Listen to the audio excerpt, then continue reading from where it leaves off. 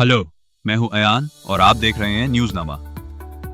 आज की सबसे बड़ी बहस, भाषा का सम्मान या भाषा पर जुल्म। ठाणे में एक दुकानदार को सिर्फ इसलिए थप्पड़ मारा गया क्योंकि उसने ग्राहक से हिंदी में बात की।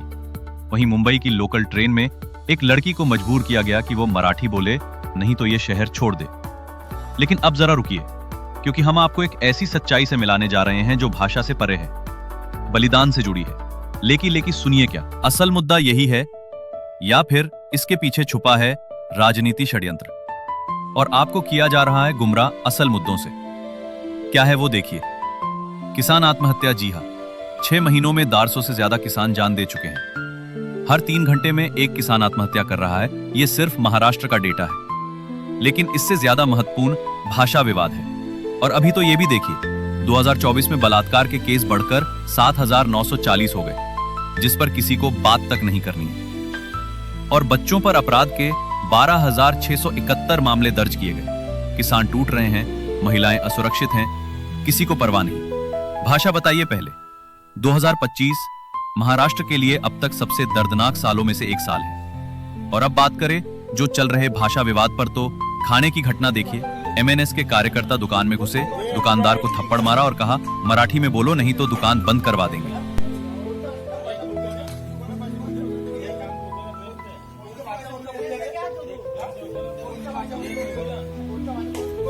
मुंबई लोकल में एक युवती जिसने हिंदी में जवाब दिया, उस पर चिल्लाया गया, वीडियो बनाया गया और उसे ट्रोल किया गया। सवाल यह है, क्या अब किसी भारतीय को हिंदी बोलने की आजादी नहीं है?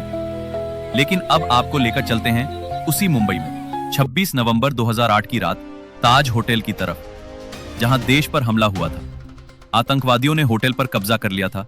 धुएं के बादल, गोलियों की आवाजें और चीखते लोग। और तब पहुंचे थे एनएसजी के मेजर संदीप उन्नीकृष्णन। केरल से थे, लेकिन दिल हिंदुस्तानी था। उन्होंने सीढ़ियों पर चढ़ते हुए अपने साथियों से बस इतना कहा, don't come up, I will handle them. और अकेले ही 4 आतंकियों से भिड़ गए, लेकिन कभी वापस नहीं लौटे।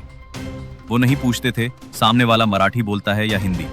वो सिर्फ इतना जानते थे, ये मेरा देश है और इसकी रक्षा मेरी जिम्मेदारी है। तो आज जब कोई मराठी के नाम पर थप्पड़ मारता है या हिंदी के नाम पर घेरता है, तो सोचिए, क्या हम उस शहीद के बलिदान के लायक हैं?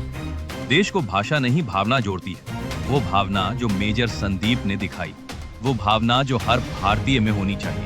क्योंकि जब गोली चलती है तब भाषा नहीं, सिर्फ खून गिरता है।